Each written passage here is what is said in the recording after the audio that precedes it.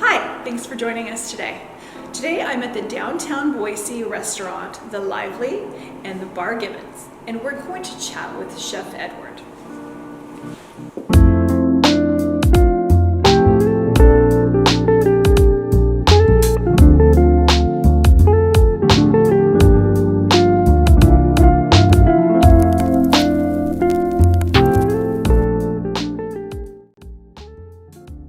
So, Chef Edward, what brings you to Boise and why the Lively?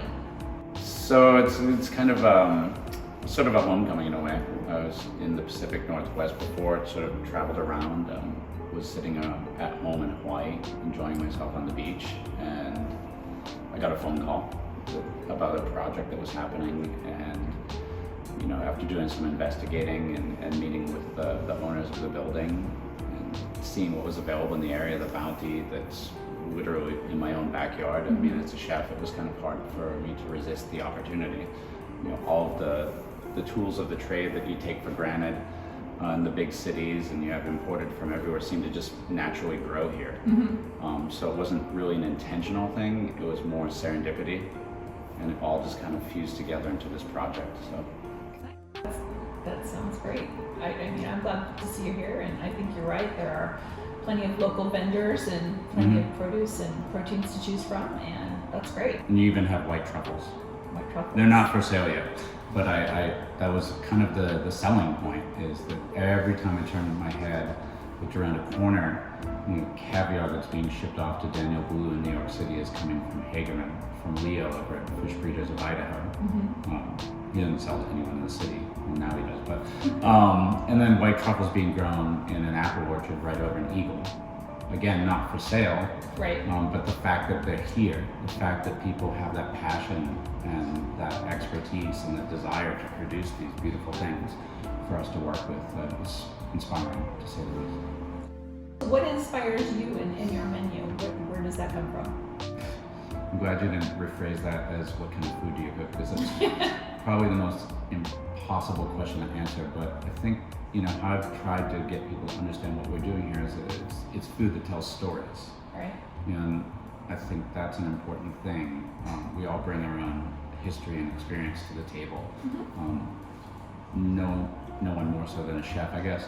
You travel around, you gather all these experiences. You were raised by this loving family.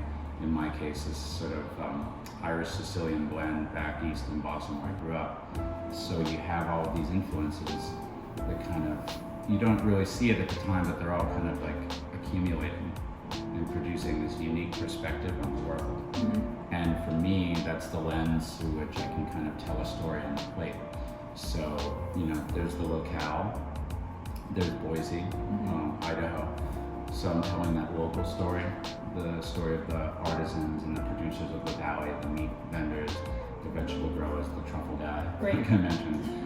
All of that story is there, but then also on top of that, we layer in the story of my personal history traveling from Boston to New York to Tokyo, and bouncing around Hawaii last.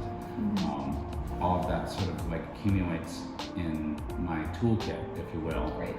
And then it gets filtered down onto the plate. So it's kind of a unique opportunity to share a story with people. That's what I think food does. That's what's driving our menu. If you were to ask me about any single dish, there's a local, personal, and genealogical story to tell, I guess, being how I view it. That's wonderful. So I really appreciate you taking the time today. Sure. It sounds like you guys are open for business with a small We are. seating. Reservations required. Reservations It required. seems to be more popular than we expected. That's fantastic. So what about the grand opening? When can we expect that? I'd say that that's sometime in April. Okay. Stars in alignment. Right. But sometime in April, surely by spring, you'll be seeing something new. Okay. Fantastic. Thank you so much, Chef. Thank you. Take care. You too.